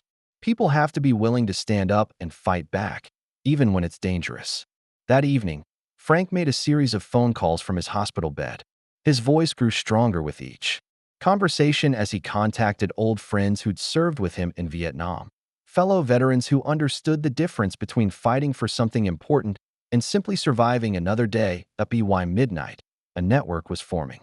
Detective Ray Murphy agreed to present Donna's evidence to federal authorities. Retired Judge William Hayes, who'd known Frank for 30 years, promised to review the legal violations for irregularities. Former Marine Sergeant Pete Collins began reaching out to parents whose children had been victimized by Randy's enhanced bullies. Most importantly, Sarah Mitchell, a civil rights lawyer from the state capitol, agreed to take Mike's case pro bono after Frank's network vouched for his character. The fabricated assault charges would be challenged using Randy's own inconsistent testimony and witness statements from the Dojo confrontation. As Frank hung up the phone after his final call, he looked at Donna with paternal pride. "Your evidence started this, but it's going to take all of us working together to finish it. You ready for a real fight?" Donna thought about her mother's tears in the parking lot, about Mike sitting in jail for protecting them, about her community being systematically destroyed by predators in suits and GIs. "Uncle Frank," she said, using the title that felt right. "I've been ready since this whole thing started." The next morning, Sarah Mitchell walked into Judge Patricia Warren's courtroom with the confidence of someone who'd built her career destroying Corrupt prosecutions. A tall woman in her 40s with silver-streaked hair and sharp eyes that missed nothing. She'd driven 3 hours from the state capitol after reviewing the evidence Frank's network had compiled. Your Honor, Sarah began, spreading documents across the defense table. The charges against Mr. Tyson are not only fabricated, but the prosecution's case contains so many inconsistencies that continuing would constitute prosecutorial misconduct. Randy sat in the witness chair, his confidence evaporating as Sarah systematically demolished his story. The assault had occurred after Randy grabbed Linda Beck's arm. Assault charges should have been filed against him. The 3 victims had surrounded Mike in a threatening manner before any violence occurred, making his actions clear self-defense. Most damaging was Randy's own inconsistent testimony. In his initial police report, he'd claimed Mike attacked without provocation. But witness statements from parents and students contradicted every element of his story, describing Randy's harassment of Linda and Donna that had prompted Mike's intervention. Furthermore, Sarah continued, introducing Donna's video evidence. Mr. Kowalski has been operating a criminal enterprise from the dojo, distributing controlled substances to minors. The assault charges appear to be retaliation for Mr. Tyson's interference with illegal drug trafficking. Judge Warren, her gambling debts suddenly seeming less important than her judicial reputation, dismissed all charges immediately. Randy left the courthouse in humiliation, realizing that his uncle's network couldn't protect him from federal drug trafficking charges. Mike emerged from jail to find Linda and Donna waiting beside Frank's hospital bed, where the old warrior had checked himself out against medical advice. Despite his physical weakness, Frank's presence radiated the kind of moral authority that had defined the dojo for 35 years. How are you feeling? Linda asked, studying Mike's face for signs of the ordeal he'd endured. Like I just remembered. What I'm fighting for, Mike replied, his voice carrying a focus and intensity that hadn't been there before. The 3 days in jail had crystallized something essential in Mike's understanding of his purpose. This wasn't just about stopping Randy's bullying or even exposing Tom Kowalski's corruption. It was about protecting communities like the one he'd lost as a child in Brooklyn. They think they won, Mike continued, looking out the hospital window toward downtown Millbrook. Let them celebrate while we get ready for the real fight. Frank showed Mike the evidence his veteran network had compiled, the pattern of community destruction, the systematic corruption, the drug trafficking operation that was poisoning teenage athletes across multiple counties. Federal agents are already investigating based on Donna's video, Frank explained. But legal justice takes time, and these predators are moving fast to finish their takeover before anyone can stop them. Mike studied the documents with the focused attention of someone preparing for the most important fight of his life. This wasn't about boxing championships or personal glory. It was about whether good people could still stand up to systematic evil and win. What do you need from me? Mike asked that Frank's response carried the weight of 35 years serving his community. We need you to remind people what real strength looks like. Not the artificial aggression Randy's been peddling, but the genuine courage that comes from protecting something worth fighting for. Mike nodded, understanding perfectly. He'd spent his entire professional career using violence for entertainment and personal gain. Now he had the chance to use his skills for something that actually mattered, protecting the innocent and preserving institutions that built character instead of destroying it. The final round was about to begin. That evening, Mike stood in the parking lot of Henderson's Auto Repair, addressing a crowd that had grown beyond anything he'd expected. Word had spread quickly through Millbrook's underground networks. The parents, veterans, business owners, and students who'd watched their community being systematically destroyed by the Kowalski family's corruption. I know most of you don't know me personally, Mike began, his voice carrying the quiet authority that had commanded heavyweight championship press conferences. But I know all of you, because I grew up in a neighborhood just like this one. Place where families worked hard, looked out for each other, tried to give their kids something better. Mrs. Chin stood near the front with her son Tommy, no longer afraid to show public support for resistance against Randy's regime. Behind them, other parents who'd been intimidated into silence found courage in numbers, realizing they weren't alone in opposing the toxic transformation of their community spaces. I also grew up watching what happens when good people get too scared to fight back, Mike continued. his story resonating with experiences many in the crowd had lived through. Bullies take over. Predators move in. Kids learn that might makes right, and the strong can do whatever they want of the weak. Detective Ray Murphy stood with a group of active and retired police officers who'd been disgusted by their departments. Cooperation with Tom Kowalski's schemes. These were honest cops who'd joined law enforcement to protect communities, not to enable their systematic exploitation. But I also learned something else growing up in Brooklyn, Mike said, his voice gaining strength and passion. When communities stick together, when decent people decide they've had enough, bullies always fall. Always. Linda stepped forward, her voice carrying across the crowd with newfound confidence. The humiliation of the town council meeting had burned away her self-doubt, leaving behind righteous anger and determination to protect not just her daughter, but every family facing similar intimidation. Randy Kowalski threatened me and my daughter because he thought single mothers were easy targets, Linda announced, her words drawing angry murmurs from the crowd. But we're not victims. We're nurses and teachers and business owners who've built this community through our work and sacrifice.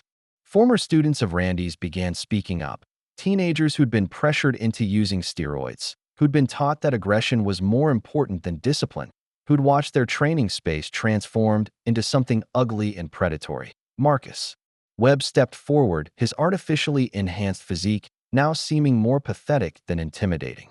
I let Randy convince me that chemicals would make me strong, he said, his voice cracking with emotion. But real strength is what Mr. Tyson showed us. Protecting people who need protecting, standing up to bullies even when it's dangerous. Frank, supported by his veteran friends, but still radiating the moral authority that had defined his life, addressed the crowd about what they were really fighting for. This isn't about one dojo or one corrupt official, Frank explained. This is about whether communities like ours can survive when systematic evil moves in. Whether institutions that build character can stand against those that profit from destroying it. Mike looked around the crowd, maybe 70 people who'd found the courage to stand up publicly against the Kowalski machine. Parents who'd watched their children become victims, veterans who remembered what American communities could be at their best, business owners tired of paying protection money to corrupt officials. Tomorrow night, there's another town council meeting, Mike announced. Tom Kowalski thinks he's already won, that we're too scared and divided to fight back effectively. Time to show him what this community looks like when it remembers what it's fighting for. As the crowd dispersed, people exchanged phone numbers and made plans for coordinated resistance. The fear that had kept them isolated was giving way to the kind of collective courage that had built Millbrook in the first place. The uprising was beginning. The town hall was packed beyond fire code capacity for Tom Kowalski's emergency meeting, called ostensibly to address continued disruptions to community order, but clearly intended as a victory celebration for his family's complete takeover of Millbrook's civic institutions. Tom took the podium with the confident bearing of someone who believed he'd crushed all meaningful opposition. His expensive suit and political smile made him look like a successful public servant, but everyone in the room now understood they were looking at a criminal who'd systematically looted their community. Ladies and gentlemen, Tom began, recent events have demonstrated the importance of maintaining proper authority and traditional values in our community programs.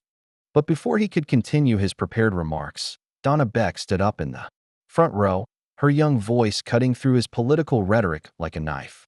Mr. Kowalski, I have something the community needs to see. The room fell silent as Donna connected her phone to the town hall's projection system, her hands steady despite the magnitude of what she was about to reveal. On the large screen behind Tom, crystal-clear video began playing of Randy and three men unloading boxes of steroids from a Kowalski construction van. Gasps and angry murmurs filled the room as the footage continued. Money changing hands. Discussions of distribution to high school athletes.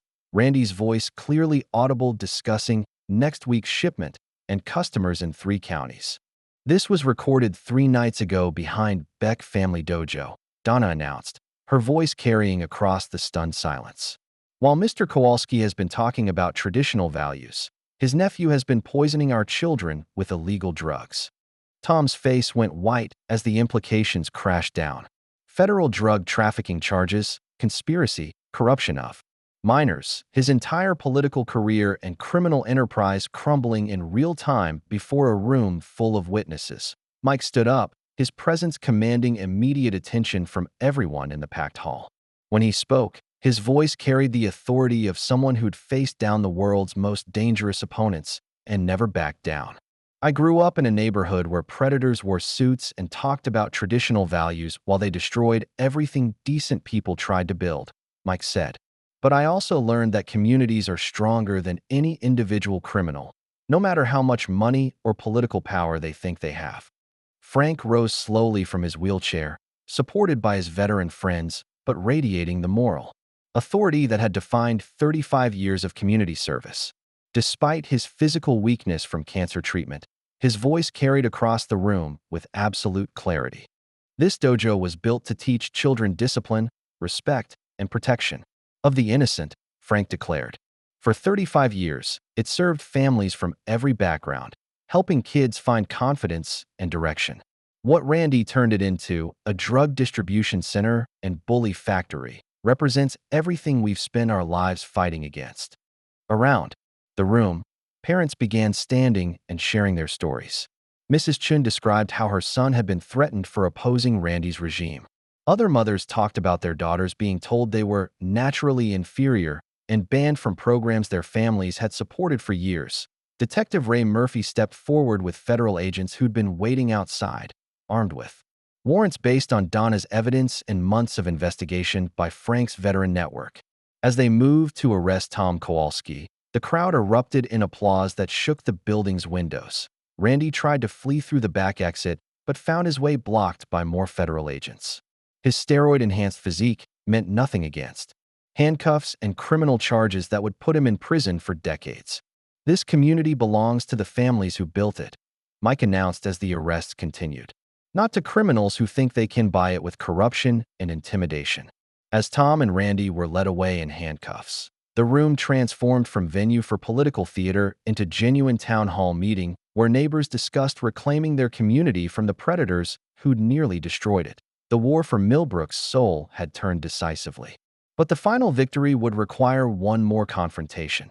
A public demonstration that bullies, no matter how powerful they seemed, always fell when communities found the courage to fight back. 3 days after the explosive town hall meeting, Randy Kowalski stood in the center of Beck Family Dojo like a cornered animal, his steroid-enhanced physique trembling with rage and desperation. Federal agents were closing in. His uncle's political protection had evaporated in the drug trafficking. Evidence was ironclad. But Randy had one final card to play. He'd spent the morning making phone calls to Chicago, bringing in professional fighters from Tom's mob connections. 3 men whose prison records and dead eyes marked them as far more dangerous than the local teenagers he'd been using as muscle. These weren't enhanced high school bullies. These were career criminals who hurt people for money. Spread the word, Randy told Marcus, who'd remained loyal despite everything. Tonight, 8 o'clock, right here. Mike Tyson thinks he can destroy everything I built? Let him try. By evening, news of the challenge had spread throughout Millbrook like wildfire. The dojo parking lot filled with cars, trucks, and even news vans as word reached neighboring counties. Everyone wanted to witness what felt like the final confrontation in the war for their community's soul. Randy stood before the crowd with his 3 imported killers flanked behind him, thick-necked, men with scars and tattoos who looked like they'd stepped out of a maximum security prison yard. The contrast with the community members supporting Mike couldn't have been starker. You want to know what real strength looks like? Randy addressed the crowd, his voice carrying the artificial confidence of chemical enhancement. You want to see what happens when traditional values face liberal weakness? Here's your chance. Tom Kowalski arrived in a black SUV with 2 bodyguards, clearly planning to film Mike's humiliating defeat for use in discrediting the resistance movement. His political career might be finished, but destroying Mike publicly could still salvage some of their criminal enterprise. Mike entered the dojo alone, wearing simple boxing shorts and hand wraps that had seen decades of training and combat. At 58, he looked small compared to Randy's chemically enhanced army, but his presence commanded absolute attention from everyone in the packed space. The crowd formed a fighting circle on the blue mats where Donna had once been humiliated, where Frank had taught 35 years of students about discipline and respect. Now it would host a battle between everything those values represented and the predatory corruption trying to destroy them. Last chance to do this honorably, Mike said, his voice carrying across the silent room. One-on-one, traditional rules. No performance enhancers. Randy's laugh was harsh and desperate. Old man, you're about to learn what real power looks like. Boys, show him. The three professional fighters moved to surround Mike, their movements predatory and coordinated. These weren't the clumsy local bullies he'd dispatched easily before. These were experienced killers who understood violence as a business tool. Frank sat in his wheelchair at ringside, supported by his veteran friends who'd positioned themselves strategically through the crowd. Linda and Donna stood together, holding hands as they watched the man who'd protected them prepare for the most dangerous fight of his legendary career. You sure about this? One of the Chicago fighters asked Mike, cracking his knuckles with theatrical menace. Nothing personal, Grandpa. Just business. Mike looked around the circle of faces, community members who'd found courage to stand up for their values, young people who needed to see that bullies could be defeated, families who deserved better than systematic exploitation. Yeah, Mike replied, settling into the fighting stance that had terrorized heavyweight champions for decades. I'm sure. The first Chicago fighter moved with the calculated precision of someone who'd hurt people professionally for 20 years.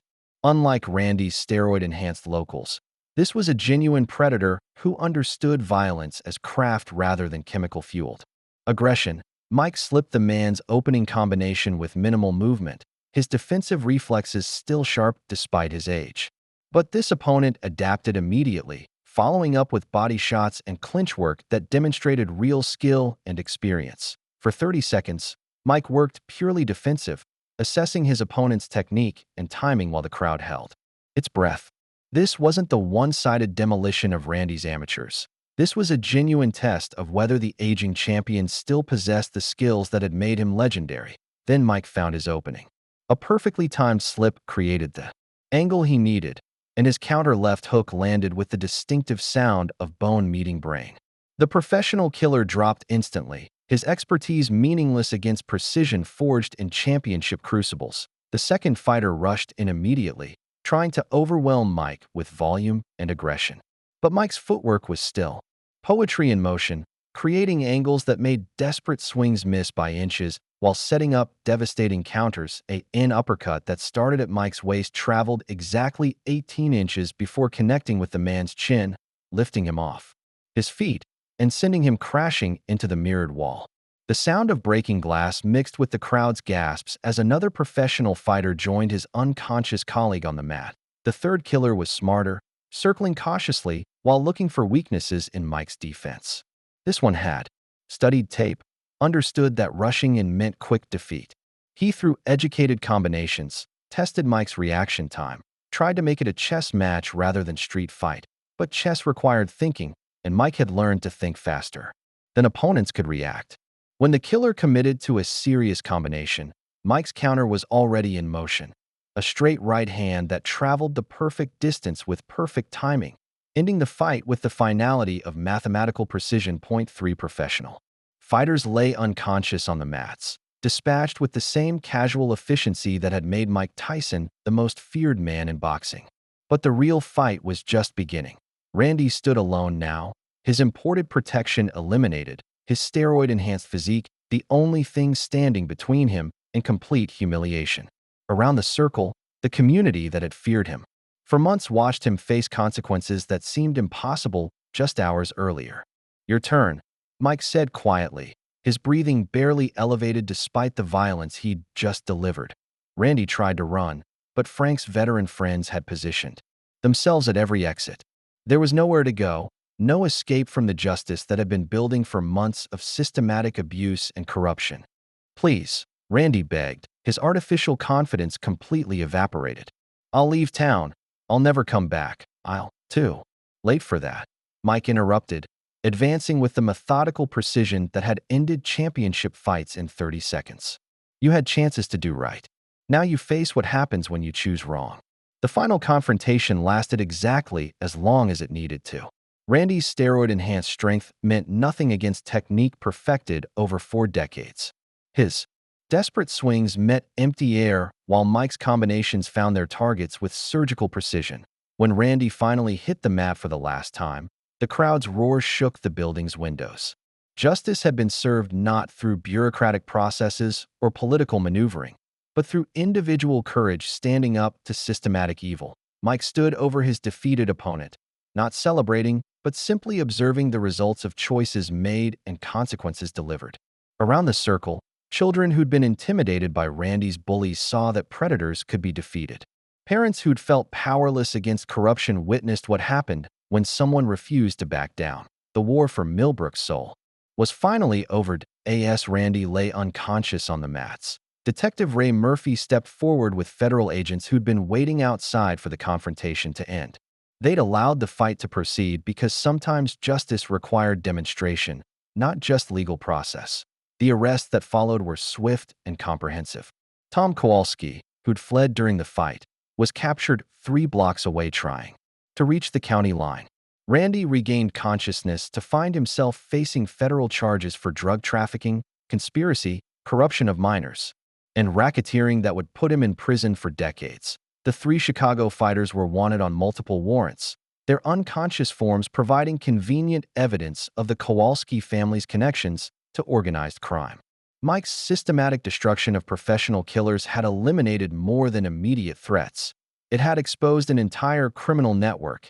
As police led Randy away in handcuffs, he tried one final act of defiance. "This doesn't change anything," he shouted over the crowd's jeering. "You can't fight progress forever." Mike's response carried across the parking lot with quiet finality. "What you call progress, we call corruption. And we just proved which one's stronger." Within hours, search warrants executed at Kowalski Construction revealed evidence of money laundering, tax evasion, and systematic bribery that reached into the state capitol. The Millbrook Revitalization Project was exposed as a criminal enterprise designed to strip wealth from communities while destroying their social institutions. Frank reclaimed his dojo with the support of federal marshals who ensured no further intimidation from remaining Kowalski associates. The manufactured code violations disappeared as quickly as they'd appeared, revealed as products of corruption rather than legitimate safety concerns. Mike helped Frank restore the community photographs and trophies that had been removed during Randy's brief reign of terror. Each picture told a story of lives changed for the better, of an institution that had stood for positive values even when surrounded by predatory corruption. "You know you're welcome to stay permanently," Frank said, as they hung the championship banners back in their proper places. "This community could use someone like you." Mike looked around the dojo that was once again a place of learning and growth rather than intimidation and exploitation. "Frank, I've been running from responsibility my whole life. Think it's time. I stopped running and started building something worth protecting." The formal partnership agreement was signed that evening. Mike Tyson and Frank Martinez as co-directors of Beck Family Dojo, committed to teaching traditional martial arts values while serving their community's needs. The legendary boxer had found his true calling, not entertaining crowds or making money, but protecting innocence and nurturing strength in the next generation. Linda arrived with dinner for the 2 men who'd saved her family and community, her confidence transformed by months of fighting alongside genuine heroes. "I've got news," she announced with a smile that lit up the restored dojo. "The hospital board approved my proposal for the community clinic. Turns out, standing up to bullies gives you credibility with people who matter." Donna emerged from the locker room where she'd been practicing forms with perfect technique and newfound confidence. "Uncle Mike, will you teach me that uppercut you used on the Chicago guy?" Mike's laugh filled the space with warmth that had been missing for too long. "First, you master the basics. Power without discipline is just violence. And we're about building character, not breaking things." As evening fell over Millbrook, the dojo hummed with the kind of positive energy that defined healthy communities. Students helped each other with techniques, parents watched with pride instead of fear, and everyone understood they were part of something larger than individual achievement. The predators were gone. The community was healing, and justice, delayed but not denied, had finally been served. 6 months later, Beck Family Dojo bustled with the kind of vibrant activity that Frank had dreamed about during his darkest moments. Fighting cancer and corruption, Under the joint leadership of Mike and Frank, now in complete remission, the community space had become everything a martial arts school should be.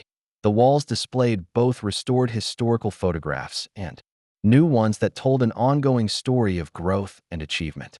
Pictures of Mike teaching young students proper technique sat alongside Frank's championship teams from decades past, creating a visual narrative that connected generations through shared values. Mike worked with a group of 8-year-olds, his massive hands guiding their movements with infinite patience as he taught them that strength came from protecting others, not intimidating them. The contrast between his gentle instruction and Randy's brutal philosophy couldn't have been starker. Fighting isn't about anger, Mike told the children, repeating the lesson that had become his signature teaching. It's about protecting what you love. The anger comes and goes, but love, that's what makes you truly strong. Frank moved between advanced students with renewed energy, his teaching enhanced rather than diminished by everything they'd survived together. The cancer treatments had weakened his body but strengthened his understanding of what really mattered: community, legacy, and the responsibility that came with genuine authority. Linda Beck entered carrying coffee and sandwiches, her medical scrubs replaced by casual clothes that reflected her new role as director of Millbrook Community Health Clinic. The facility had opened 3 months earlier in the space that was supposed to become another chain restaurant, serving underinsured families with the same dedication she'd once reserved for hospital emergency rooms. "How's the new student orientation going?" she asked, settling into a folding chair with the easy comfort of someone who belonged completely in this space. "Better than I expected," Mike replied, watching Donna lead a group of younger students through forms with natural teaching ability. "Your daughter's becoming quite the instructor herself." Donna had transformed from intimidated victim to confident leader, excelling in both martial arts and academics while maintaining the essential kindness that made her an effective mentor. She'd received early admission to 3 universities, but had chosen to defer for a year, wanting to help establish the dojo's expanded community programs before pursuing her pre-med studies. "College will always be there," she told her mother. "But this community needs us right now, and I want to be part of building something that lasts." Marcus Webb worked quietly in the corner, his artificially enhanced physique gradually returning to normal proportions as his body recovered from steroid abuse. He'd become one of Mike's most dedicated students, learning that genuine strength required patience, discipline, and humility, qualities that chemicals could never provide. "Mr. Tyson," Marcus said, approaching with obvious respect, "do you think I'll ever be strong enough to help protect people the way you do?" Mike's smile carried decades of hard-earned wisdom. "Son, you're already protecting people every day. Every kid you help with technique, every younger student you encourage instead of intimidate, that's real strength in action." The dojo had expanded far beyond martial arts instruction, serving as community center for veteran support groups, senior citizen fitness classes, after-school tutoring, and family counseling. Frank's original vision of a space that strengthened entire communities rather than just individual fighters had finally been fully realized. Detective Ray Murphy stopped by during his evening patrol, no longer investigating corruption, but simply checking on neighbors who'd become family through shared struggle. The Kowalski prosecutions had led to a thorough cleaning of local government, with honest officials replacing the network of criminals who'd nearly destroyed their town. "Any word on the appeals?" Frank asked, though they all knew the answer. "Randy's looking at 15 to 20 years federal time. Tom got 25 to life with the RICO charges," Ray replied with satisfaction. "Their Chicago connections are facing similar sentences. Turns out, once you start pulling threads, the whole criminal network unravels pretty quickly." As evening classes concluded and families gathered their gear, Mike stood in the center of the mats looking around the space that had become far more than he'd ever imagined when he first walked through those doors. Linda approached as the last students departed, their routine of shared dinner and quiet conversation having evolved into something deeper than friendship but comfortable in its own pace. "Any regrets about staying?" she asked, the question having become their private joke over the months of rebuilding their community together. Mike looked through the windows at Millbrook's Main Street, where locally owned businesses thrived in buildings that had nearly been demolished for chain stores. Kids walked safely to evening activities. Parents chatted on sidewalks without fear, and the community pulse beat strong and healthy. Only regret is that it took me so long to find a place worth fighting for, he replied. The answer they both knew by heart, but never grew tired of hearing. Outside, the sun set over a town that had remembered what it could be when decent people refused to surrender to systematic evil. The dojo's light stayed on late into the evening, welcoming anyone who needed to learn that strength without character was worthless, but character backed by genuine strength could change the world one community at a time. Mike Tyson had found what he'd been searching for across countless miles and decades of struggle: redemption through service, purpose through protection, and family through the conscious choice to stand between innocence and those who would destroy it. In saving Millbrook, he had finally saved himself. That if you like the story, please watch another story on our channel and subscribe to the channel.